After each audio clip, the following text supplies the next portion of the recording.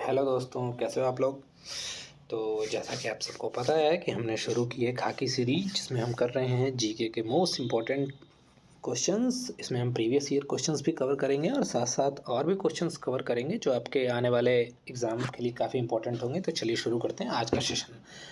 आज का हमारा पहला प्रश्न है, कौन सी नदी भारत में ब्रह्म घाट पर कर्णाली नदी से मिलती है और घाघरा नदी का निर्माण है। तो इस प्रश्न का बिल्कुल सही जवाब है शारदा नदी। और शारदा नदी के बारे में कुछ और भी चीज़ें जान लेते हैं कि शारदा नदी निकलती कहाँ से। तो यह हिमालय में काला पानी से निकलती है और शारदा नदी को ही काली नदी और महाकाली नदी के नाम से भी जाना जाता है। ये प्रश्न कई बार एग्जाम में आया हुआ है कि शारदा नदी के अन्य नाम बताओ आप, तो इसे काली नदी और महाकाली नदी के नाम से भी जाना जाता है। और इस नदी का नाम कैसे पड़ा था, तो इस नदी का नाम हिंदू देवी हैं सरस्वती जी, उनके नाम पे रखा गया था। बढ़ते हैं हमारे अगले प्रश्न की तरफ। हमारा अगला प्रश्न है, मानव का नेत्र का जो रंग होता है वो किस भाग में मौजूद पिगमेंट पर डिपेंड करता है। तो इस प्रश्न का बिल्कुल सही जवाब है पुतली। पुतली पे डिपेंड करता है हमारी आंखों का रंग। और पुतली बेसिकली होती क्या है, हमारी आंखों के सामने का जो रंगीन पार्ट होता है ना, वो होता है, वही होता है पुतली। और पुतली में एक पिगमेंट होता है मेलानिन, इसकी वजह से ही आंखों का रंग डिसाइड होता है। आप जैसे हमारे शरीर की स्किन काली जो दिखाई देती है ना, उसका भी रीज़न मेलानिन ही होता है।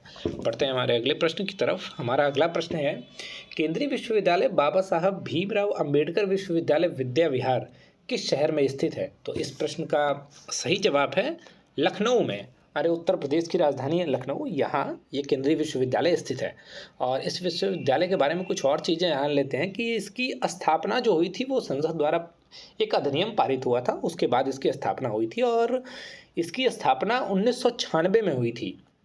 और उस समय ये भारत सरकार मानव संसाधन विकास मंत्रालय और शिक्षा विभाग के तहत अस्तित्व में आया था। लेकिन आज के समय में यह कंप्लीटली शिक्षा मंत्रालय के अंतर्गत ही आता है। बढ़ते हैं हमारे अगले प्रश्न की तरफ। हमारा अगला प्रश्न है, गुलाबी गैंग के संस्थापक कौन हैं जो यूपी और एमपी में बेस्ड एक सामाजिक संगठन है। तो इस प्रश्न का बिल्कुल सही जवाब है संपत पाल देवी जी हैं, ये गुलाबी गैंग की संस्थापक हैं। और इनके बारे में कुछ और जान लेते हैं और इस गैंग के बारे में भी जान लेते हैं कि ये किस लिए बनाया गया था। तो यह एक महिला आंदोलन के लिए बेसिकली बनाया गया था। और यह आंदोलन शुरू कहाँ से हुआ था, तो यह बांदा, यूपी के बांदा जिले से संपत पाल देवी द्वारा शुरू किया गया था और यह 2006 में शुरू किया गया था। और इसका उद्देश्य क्या है कि इसका उद्देश्य महिलाओं के ऊपर जो भी घरेलू हिंसा होते हैं, मतलब किसी को किसी के पति पीट रहे हैं या अन्य किसी प्रकार की हिंसा, उसको रोकने के लिए इस गैंग की स्थापना की गई थी। बढ़ते हैं हमारे अगले प्रश्न की तरफ। हमारा अगला प्रश्न है, उत्तर प्रदेश पुलिस के आधिकारिक ध्वज में आप लोग देखे होंगे 2 कलर होते हैं, तो वह कलर कौन कौन से हैं। हमने यहाँ यूपी पुलिस का लोगो भी लगा दिया है, तो आप लोगों को साफ साफ दिखाई दे रहा है कि इसके 2 कलर होते हैं, लाल और नीला। और बात हो रही है यूपी की, तो यूपी के मुख्यमंत्री कौन है, तो यूपी के मुख्यमंत्री हैं योगी आदित्यनाथ जी। यहाँ की राजधानी आप सबको पता है लखनऊ है और प्रेजेंट टाइम में राज्यपाल हैं आनंदीबेन पटेल। बढ़ते हैं हमारे अगले प्रश्न की तरफ। हमारा अगला प्रश्न है, शक्ति की भौतिक मात्रा का विमीय सूत्र क्या है, मतलब कि पावर की जो डायमेंशनल फॉर्मूला होता है वो क्या है। तो इस प्रश्न का बिल्कुल सही जवाब है ml² T⁻³ यहाँ पे टाइपिंग मिस्टेक हो गई है, तो L² होता है और T⁻³ होता है, क्योंकि जो पावर होता है, पावर बेसिकली होता क्या है, तो कार्य करने की जो रेट होती है ना, उसको पावर कहा जाता है। और पावर का फॉर्मूला होता है, रेट किसी भी चीज़ का डिपेंड होता है उस टाइम के रेस्पेक्ट में, और पावर का फॉर्मूला हो जाता है W/T। तो जब आप यहाँ से कैलकुलेट करोगे ना, तो ml² और T⁻³ आएगा, वहाँ पे +3 हो गया है, तो वो टाइपिंग मिस्टेक है। ठीक है, बढ़ते हैं हमारे अगले प्रश्न की तरफ। हमारा अगला प्रश्न है, हवा महल 1799 में किस महाराज द्वारा बनवाया गया था। तो इस प्रश्न का बिल्कुल सही जवाब है राजा सवाई प्रताप सिंह द्वारा हवा महल बनवाया गया था। और बात हो रही है हवा महल की, तो इसके बारे में कुछ और चीज़ें जान लेते हैं कि यह स्थित कहाँ है। तो यह राजस्थान के जयपुर में स्थित है। और सवाई प्रताप सिंह जी के बारे में कुछ चीज़ें जान लेते हैं कि वो एक अच्छे कवि थे और इन्होंने ब्रजनीति के कलम नाम से कविताएं लिखी हैं। और कविताएं किस भाषा में लिखी गई हैं, तो ये कविताएं इनकी ब्रज भाषा में, और एक भाषा होती है धुंधरी भाषा, उसमें ये कविताएं इनकी लिखी गई हैं। और बात राजस्थान की हो रही है, तो राजस्थान में अभी अभी मुख्यमंत्री नियुक्त किए गए हैं, तो उनका नाम है भजन लाल शर्मा। भजन लाल शर्मा जी राजस्थान के सीएम नियुक्त किए गए हैं। और प्रेजेंट टाइम में राज्यपाल कौन है राजस्थान का? तो कलराज मिश्र जी इस समय राजस्थान के राज्यपाल हैं। बढ़ते हैं हमारे अगले प्रश्न की तरफ। हमारा अगला प्रश्न है, उत्तर प्रदेश में वर्षा ऋतु में कौन सा गीत गाया जाता है? तो इस प्रश्न का बिल्कुल सही जवाब है कजरी।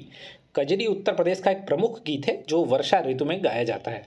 और कजरी को समानतः उत्तर प्रदेश में भोजपुरी भाषा में ही गाया जाता है और महिलाओं द्वारा, जो लोग उत्तर प्रदेश के होंगे वो जानते भी होंगे कि महिलाओं द्वारा ये गाया जाता है। और बेसिकली ये गीत काले बादलों के लिए ही गाया जाता है। बढ़ते हैं हमारे अगले प्रश्न की तरफ। हमारा अगला प्रश्न है, भारत के संविधान के भाग 4 का संबंध किससे है?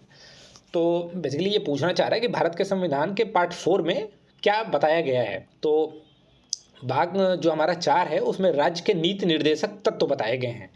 तो राज्य के नीति निर्देशक तत्व होते क्या हैं बेसिकली? तो कुछ आदर्श दिए गए हैं इस पार्ट 4 में, तो उसके बारे में इसमें बताया गया है। और इसके अंतर्गत जो आर्टिकल आते हैं वो 36 से 51 आर्टिकल तक पार्ट 4 में रखे गए हैं जो राज्य के नीति निर्देशक तत्व को निर्धारित करते हैं। बेसिकली नीति निर्धारक तत्व और फंडामेंटल राइट दोनों जो है ना, ये संविधान की आवश्यक विशेषताएं हैं और इनके बीच संघर्ष काफ़ी समय से चलता आ रहा है। तो क्या है कि जो फंडामेंटल राइट है हमारे, वो कानूनी रूप से बाध्य हैं। मतलब कि, और जबकि डीपीएसपी ऐसा नहीं है, नीति निर्देशक तत्वों के साथ ऐसा नहीं है। मतलब इसका क्या है कि अगर कोई भी, अगर आपके फंडामेंटल राइट का उल्लंघन करता है, अगर आपको आपके फंडामेंटल राइट नहीं दिए जाते हैं तो आप कोर्ट में अपील कर सकते हैं। जबकि अगर सरकार डीपीएसपी लागू नहीं करती है तो इसके लिए आप न्यायालय में अपील नहीं कर सकते हैं। यही दोनों में बेसिक डिफरेंस होता है और ये चीज़ पेपर में पूछी भी जाती है। बढ़ते हैं हमारे आज के आखिरी प्रश्न की तरफ कि कौन सी गेहूं की किस्म उच्च पैदावार देने वाली बीज की किस्म है जिसका भारत की हरित क्रांति में विशेष योगदान था? तो इस प्रश्न का बिल्कुल सही जवाब है लरमा रोज़ो। ये गेहूं की किस्म है जिसमें काफ़ी उच्च पैदावार होती है और यही भारत की हरित क्रांति में प्रयोग की गई थी। तो बात हो रही है भारत की हरित क्रांति की, तो इसके बारे में कुछ और चीज़ें जान लेते हैं कि पहली चीज़ तो लरमा रोज़ो जो गेहूं की उच्च पैदावार वाली किस्म है उसका इस्तेमाल किया गया था हरित क्रांति में। और इन बीजों के उपयोग के लिए पानी की प्रॉपर टाइम पे ज़रूरत होती है, उर्वरकों की ज़रूरत होती है, ये सब चीज़ें तो कॉमन है। और एक चीज़ और है कि भारत में हरित क्रांति का जनक किसको माना जाता है? तो भारत में हरित क्रांति का जनक माना जाता है एमएस स्वामीनाथन जी को। और बात हो रही है भारत की, तो विश्व में हरित क्रांति का जनक किसको माना जाता है? ये भी प्रश्न पूछा जाता है एग्जाम में। तो विश्व में हरित क्रांति के जनक हैं नॉर्मन बोरलॉग। तो ये रहा आपका सेशन आज का। और नोट्स आप बनाते रहिए क्योंकि नोट्स बहुत ही ज़रूरी होते हैं, क्योंकि पेपर के जस्ट पहले आप लोग कहीं से रिवाइज मत करिए, सिर्फ आप नोट्स बनाइए और नोट्स से ही रिवाइज करिए। ठीक है दोस्तों, तो ये रहा आज का सेशन और लाइक शेयर सब्सक्राइब करना मत भूलिए। मिलते हैं आपसे कल, तब तक के लिए थैंक यू।